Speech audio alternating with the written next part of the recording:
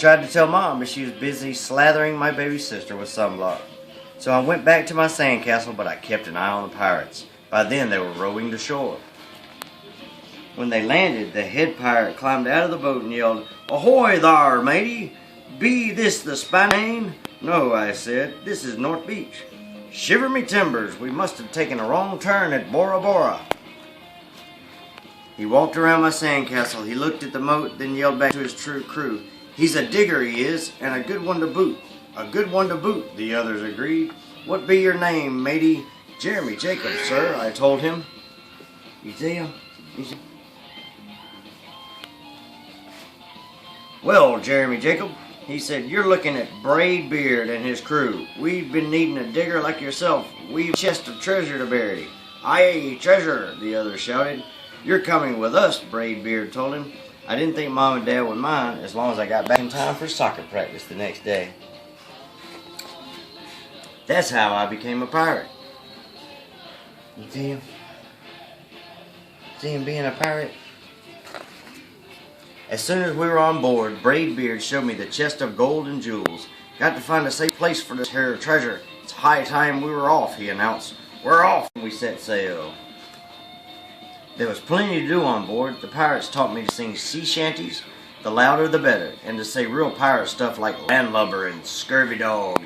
By dinner time I could speak pirate perfectly.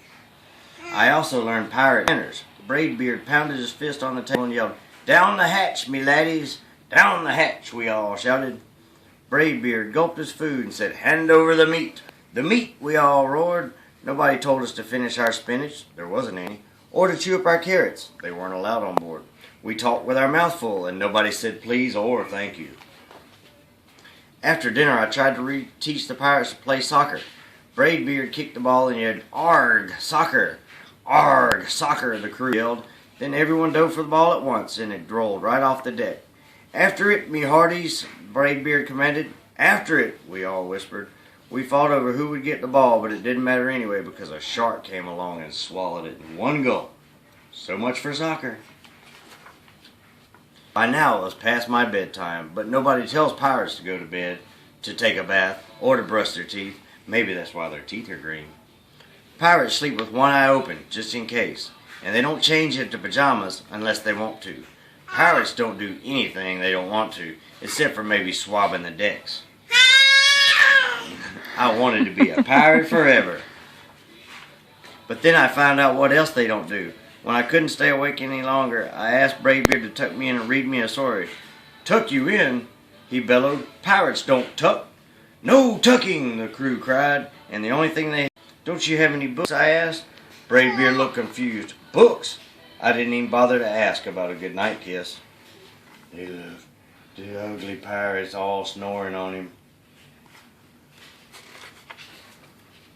It wasn't easy to fall asleep without a story, but I was finally dozing off when a storm broke. Thunder boomed and lightning flashed. I tried to hide under the covers as waves slammed up against the ship, but I kept falling out of my hammock. I couldn't find anyone in the cabin. They were all on deck. Yeah. Oh, that looks like an upset expression. Is this better? He's just worried about the pirates. Oh, where are we at? I tried to hide under the covers as waves slammed up against the ship, but I kept falling out of my hammock. I couldn't find anyone in the cabin. They were all on deck. "Lower the sails!" Braid Beard shouted. "Batten down the hatches!" Everyone ran around yelling and lowering and battening. Nobody had time to sit close and tell me it would be over soon. Nobody even noticed me. I decided then that I didn't want to be a pirate after all. Just then, flash, crack, crack, flash, crack, crash. Some ting wong. Lightning hit the mast and split right down the middle. "What'll we do now?" yelled one of the pirates. "We'll have to turn back," called another. "But the treasure," hollered Braid Beard. "Where will we bury the treasure?" I stepped forward. "Maybe I can help," I shouted over the wind. "I think I know the perfect digging spot." When the storm was over, we rowed back to shore and buried the chest. We drew a map so we could find the treasure again, but I don't think I'll need it. After that, the pirates repaired the ship and got ready to set sail. Before they gave me a flag and said, "You make a fine pirate, Jeremy Jacob. Guard that treasure well. We'll be back to get it soon enough. Soon enough, the crew repeated. And if you ever need us, Braidbeard added, just run the Jolly Roger up yonder pole. Up yonder pole, the other shouted. And maybe I will, but not today. I have soccer practice. The end.